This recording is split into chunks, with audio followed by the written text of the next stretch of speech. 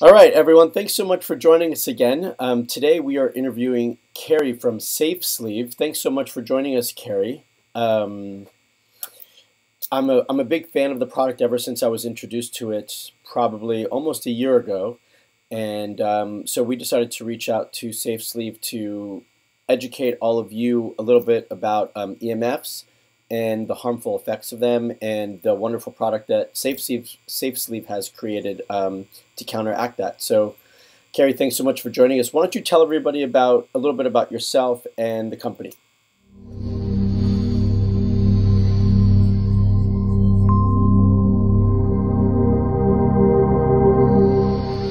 Well, as you said, my name is Carrie. I'm actually the co-founder of Safe Sleeve. I started it with my partner, Alay, about 3-4 years ago with well, at least for the concept, our initial product was a laptop case. I was always concerned about laptop radiation. I actually had a friend whose dad was a urologist. He told me, you shouldn't use that laptop on your lap. His dad is in the field and it's bad for fertility and potentially other effects. So it was always in the back of my head as I was using my laptop more and more through college. And then eventually I decided, I wanted to look for a product. It's ridiculous to not be able to use my laptop on my lap. So I wanted to look for a product that actually shields the radiation. I couldn't really find anything in the industry, anything practical. So ended up coming up with my own. Reached out to my partner and he helped me develop it. And the rest is history. It expanded into a phone case. We were actually both studying engineering at the time at Cal Poly in San Luis Obispo. Okay. And so it was in our wheelhouse to do the engineering, the product development. We also had some business classes, so it worked out perfectly. And here we are about 3 years later. Like I said, we launched the phone case pretty recently. We did a Kickstarter, and things are going well. Nice. Congratulations. So can you tell the viewers a little bit about what EMFs are? EMFs, also known as EMR. EMF is electromagnetic fields. It's a type of field, just like, we've all heard about X-rays, gamma rays. We know how harmful they are. We know why we wear the lead vest at the dentist, just for a snapshot like that. That's actually part of the EMF spectrum. So it's a spectrum of frequencies. That is on the much higher end of the frequency spectrum, the gamma rays, the X-rays. What we're talking about with personal devices like our cell phones and our laptops is on the same spectrum actually as the X-rays and the gamma rays. It's on the lower end. So your microwaves, your ultraviolet rays, and your extremely low frequencies, your Wi-Fi or RF frequencies, radio frequencies, are also on that spectrum on the lower end. It's also known, like I said, as EMR, which is just another term really known as EMF or electromagnetic radiation. Okay, great. And so I know from what I talk about with patients, I tend to talk about it more with men, but it is true with women as well, about not using their laptop on their abdomen or on their pelvic area, and that as soon as they start to feel it really get hot, it becomes a problem. Right? So can you tell everyone out there what happens when they're exposed to too much of the EMF? Absolutely, yeah. So it's actually, to your point about feeling the heat, I think that's when it becomes more apparent. It's more obvious, something's going on here. But even before that, part of it is just the heat produced by the laptop. But the scary thing is part of it is actually the EMF interacting with your body, creating some action with your cells, some movement, some vibrations. That's what causes your body to physically heat up in that area. So it's not just the heat from the laptop making your body hotter, it's interaction. So that just kind of makes you wonder. I think a lot of people don't realize that, but it makes you wonder, obviously there is an interaction with this device. I think it's intuitive then if you understand that something, that's probably not good over long periods of time. So yeah, your laptop on your lap, if you ever talked on the phone for too long, which we all have, and your ear feels really hot, it's not just the heat from the device, it's actually interacting with your body. And that's the big source of the problem. Yeah, and I imagine as technology continues to advance and we become more mobile and more and there's more devices for us to potentially to have, like now the the new iWatch and so forth, that will be potentially more exposed to EMFs ongoingly and all around us. Absolutely. And the devices are also becoming more powerful. That's part of it as well. But the fact that if you're not on your phone, you're on your tablet or your laptop, I mean, I even walked in, I have a cousin who's 2 years old, and I walked in the other day and he's sitting on the iPad. I mean, you can't even say his name yet. He's sitting on an iPad watching Disney shows, and he knows how to work the things. So, Right. as we all know, they're ubiquitous. I mean, we have our devices on us all day, every day, and most of us can't live without them in this day and age. So, the more exposure we have, obviously, yeah, it is becoming more of a concern. And I would say there are FCC organizations, government organizations like the FCC, who do somewhat regulate the industry. But if you look at their studies, they're so far behind in terms of our Oh, normal usage. So some of the studies are even based on power line exposure. got it. And I mean, obviously, we have so much more exposure than your average household from a power line. So, whether it's even just our TVs, our microwaves, our laptops, our tablets, everything in every room. So, Yeah. Okay. And when one of the things that really impressed me is when I met you in person, you had, you took out the case and you took out a laptop and you took out your EMF indicator, um, that guy, and you showed me basically the difference between using the safe sleeve case and not using the safe sleeve case and what that meant. Can you talk to viewers a little bit about that?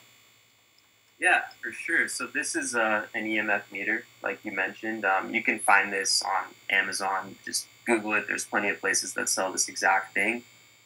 This particular one is a tri-field EMF meter, and it is good for measuring extremely low frequencies, which, like I was saying, is part of the EMF spectrum. Okay. And it's not everything that you should be concerned of, but it does measure a big chunk of what we're being exposed to. So if you put it on a laptop, and I can even show you if I turn it on, and if I get close to you, it'll probably, let's see. Well, you can see it going up, but you can actually hear it. There I it put is. it on the laptop. Right. Right. So that's the meter actually maxing out, and that's right at the point of the laptop, right underneath. So that's the part that's right on your lap. And I think a lot of people, you can't feel it. So a lot of people don't really understand that that is radiation and it is coming off your laptop. Technology actually reduces air. Will reduce those levels to from 100 maxed out of the meter down to near zero. Yeah, it's great. That was one of the things that really impressed me when I saw it live is that differentiation, that huge swing to zero, and really got me thinking about that as well. And I've got the phone cases for my wife and so forth for that very reason. Um, can you tell the viewers, because a lot of the people who are watching are really they're trying to get pregnant or are having reproductive issues. I know we briefly talked a little bit about the between the connection of EMF and fertility concerns. So EMF, as I said before, it does interact with the body and the cells in our body, and the sex cells are particularly susceptible. So, for example, there's one study done in Argentina where they exposed petri dishes of sperm to EMF under normal conditions, a laptop exposure, just like we would use our laptop normally on our lap.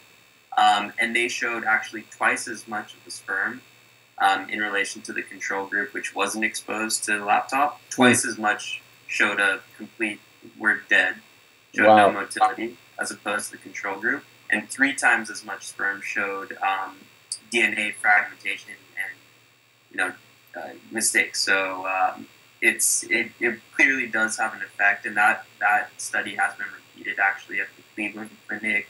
It's also been repeated in Australia, and those repeats actually showed even more. That initial study was more on the conservative side. Yeah, I could imagine that the main areas that I would see it, especially for male fertility, would be on motility, the way they swim, and morphology, the way they look, the cellular structure. And I would imagine if it was possible to do a study on female follicles or eggs, because they're, again, at the cellular level, we would see something very similar to that as well. I think so too, yeah. It is harder to study, as I'm sure you know, but I think it would be just pretty much the same effect if you could measure it as easily. And another thing I wanted to mention, just to clarify, so if I have this meter on, you'll see, like, until I get very close to the laptop, within 6 to 8 inches, you'll see very low levels. Okay. So the reason why is EMF has a high decay rate, is what it's called. So that means that, exactly, as you get further away, you reach kind of a threshold where it just drops off. So it's an exponential decay rate. And so it's really that direct point of contact, or when you have something close to you. So if I could even hold the meter where I normally, where my head would be when I'm normally on my laptop or my chest.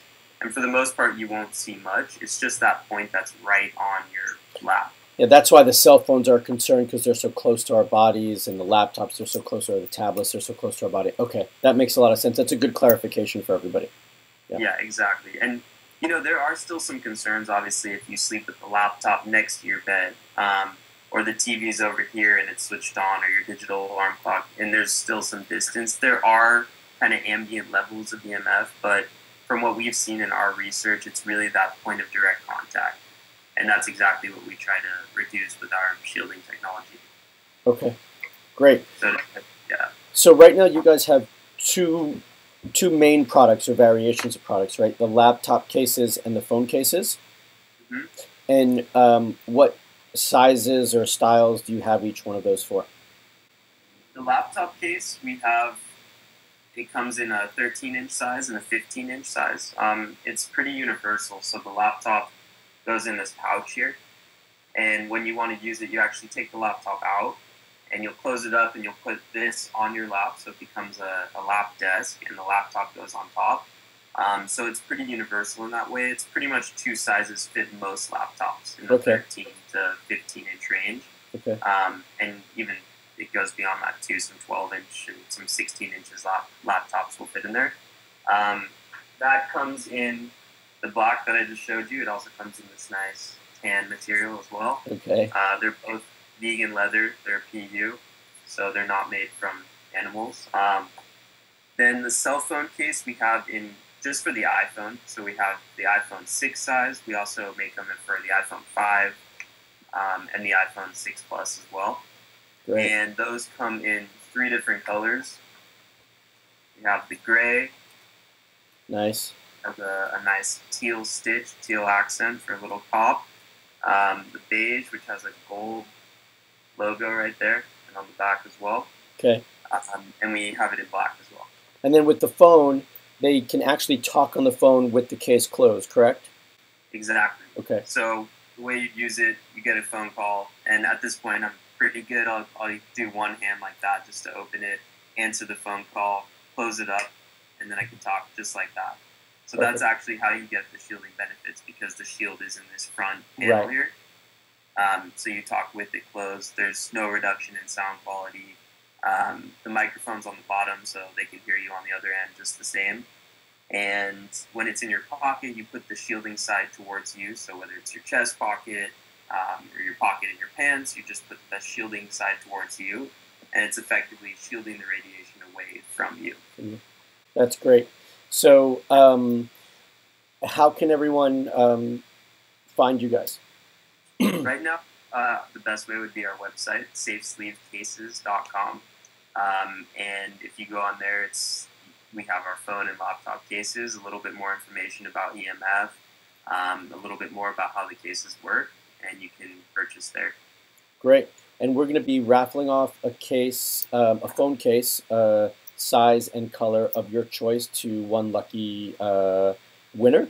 And additionally, we should have a coupon below this video, a coupon code to get a little discount on the cases as well, for those of you who are interested. So Carrie, thanks so much for taking the time to talk to us and educate everybody about EMFs and the Safe Sleep product. I really appreciate it and enjoyed the time together.